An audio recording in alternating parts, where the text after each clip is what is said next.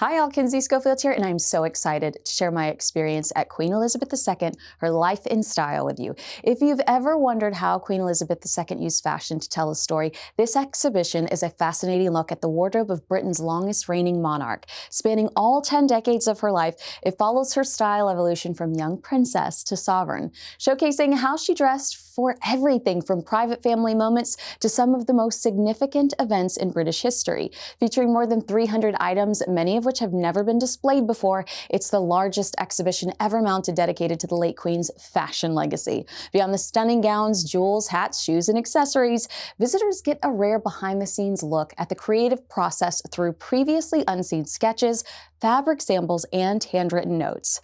What makes the exhibition especially compelling is the insight it provides into the Queen herself. Far from being a passive participant, she was closely involved in the design of her wardrobe and understood better than anyone the power of clothing as a tool of diplomacy, symbolism, and service.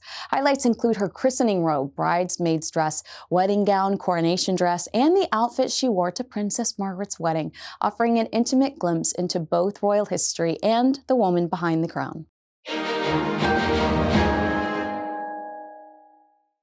Okay, so I definitely cried the second I walked into the exhibit. It was incredibly moving to be surrounded by such personal items belonging to Queen Elizabeth. I never imagined I'd have such an emotional response to this experience.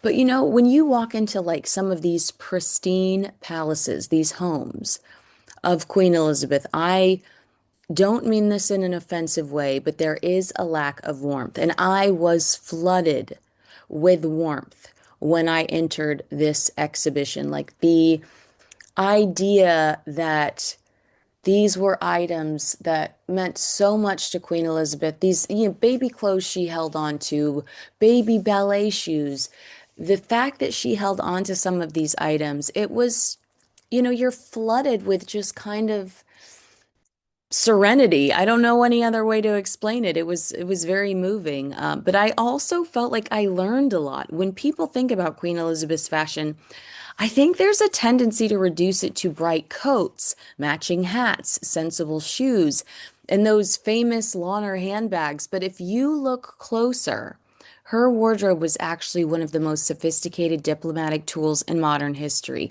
Queen Elizabeth sent messages with her wardrobe: honor, respect, dignity, safety, strength, unity, and leadership. And unlike today's celebrities and royals who often explain every choice through social media or PR statements or AI apps that allow you to make a purchase of said outfit, the Queen almost never explained herself. She let the clothes do the talking, which in my opinion amplified her messaging, that mystique.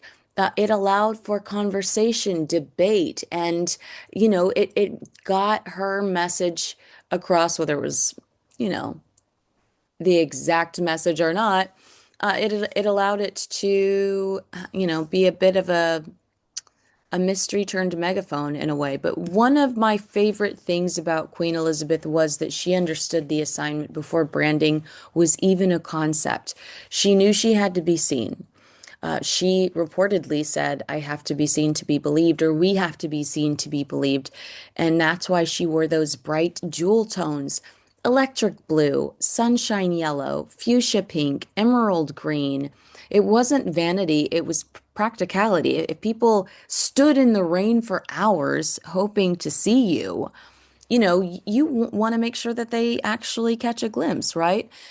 And let's be honest, nobody did visual branding better than Queen Elizabeth II. Do you remember when she passed away, how everyone said the same thing? She was like a grandmother to me. She was like my grandmother. You could spot her from a mile away, in her bright rainbow colors.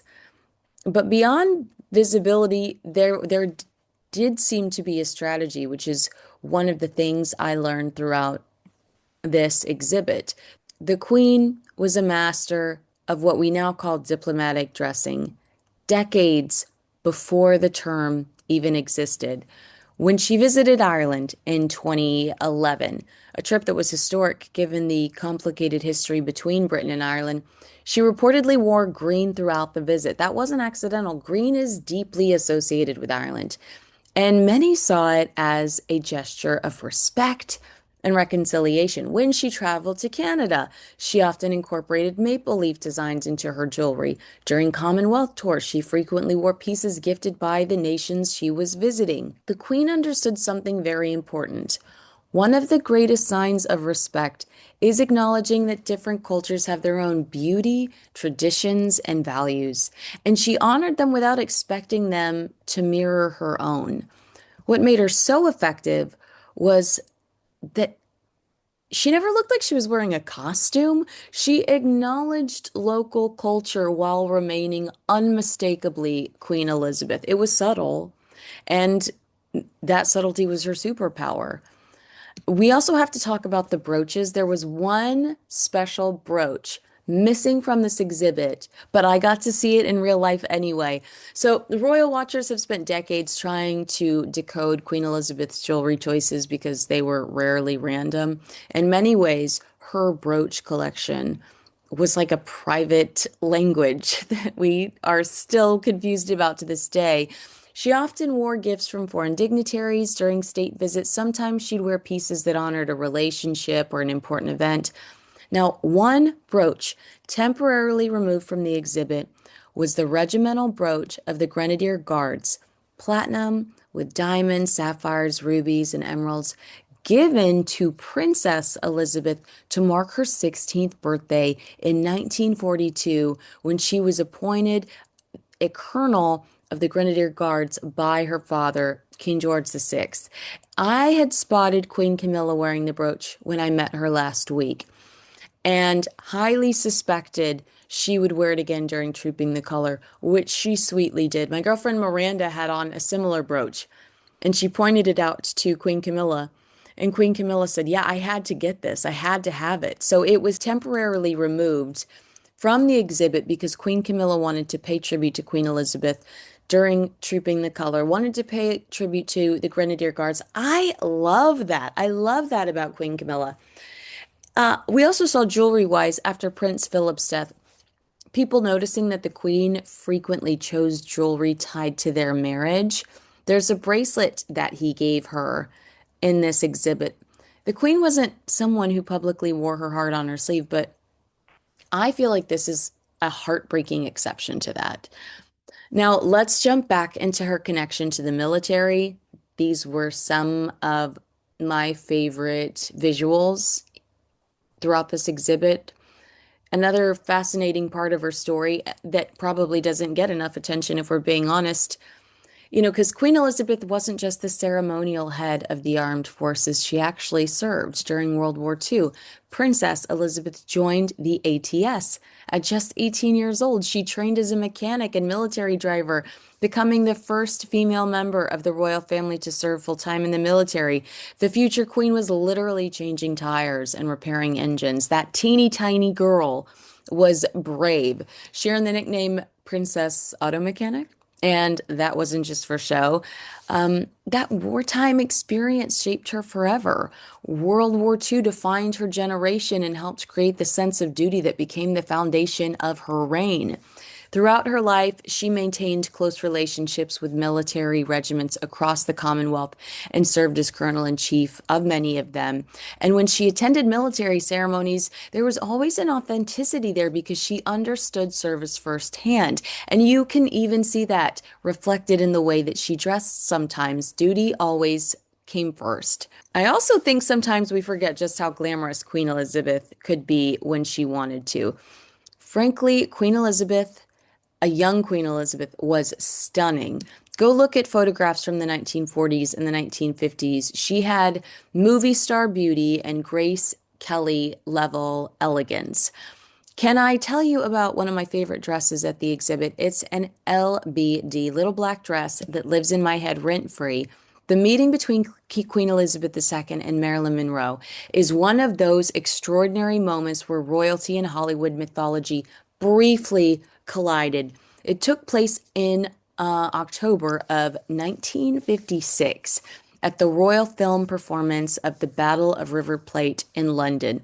Queen Elizabeth, who was 30 years old at the time, wore an unbelievable full-skirted black velvet gown. She accessorized it with dazzling royal jewels, including the diamond and emerald Vladimir tiara. Waiting in the receiving line, Marilyn Monroe was reportedly nervous and practiced her curtsy for hours. During their meeting, the Queen surprised her by mentioning they were neighbors. The Queen lived at Windsor Castle, while Marilyn and her then husband, terrible man in my personal opinion, Arthur Miller, boo, were renting a home in nearby Inglefield Green. Um, so I loved seeing, I couldn't believe I saw that dress in real life. That was incredible for me to see that dress in real life because I love that moment, those pictures of them meeting. Hey everyone, Kinsey Schofield here, and I want to tell you about today's sponsor. It's a total game changer, Peak's Liver Detox Protocol. You may not know it, but your liver handles a lot: energy, hormones, digestion, and even your mood. But with all the stress and toxins from everyday life, it needs some love. Forget harsh cleanses. Peak delivers gentle daily support inspired by traditional Chinese medicine. Their routine uses two simple blends. The first is a warming turmeric mix with cinnamon and black pepper, designed to help the body absorb it better and support the liver while calming inflammation. The second is a ginger and cinnamon blend that helps with blood flow, digestion, bloating, and immune support. The magic is how they work together to activate and flush for better digestion, stable energy, less brain fog, and that light, clear feeling. My energy is consistent, my skin is clear, and less bloating. That's Peak, where spirit meets science. Redefine your standard of health, secure 20% off your order, and begin your intentional wellness journey today at peaklife.com/Kinsey. That's PIQUE life.com/Kinsey. Thanks so much. The Queen's 1953 coronation gown remains one of the most breathtaking royal garments ever created. I think I like it more than her wedding dress. I said what I said. Designed by Norman Hartnell, it featured like intricate embroidery representing countries across the Commonwealth: roses for England, shamrocks for Ireland, maple leaves for Canada, and the list goes on and on. Even on the biggest day of her life, where she could have just wanted it to be all about her, she did not. She was sending a diplomatic message through fashion. That's Queen Elizabeth in a nutshell. Nothing was random. And when it came to state banquets, she absolutely knew how to deliver royal glamour. The tiaras, the diamonds, the white gowns. She wore some of the most extraordinary jewels in the world. Under the chandeliers of Buckingham Palace, can you imagine, draped in historic diamonds?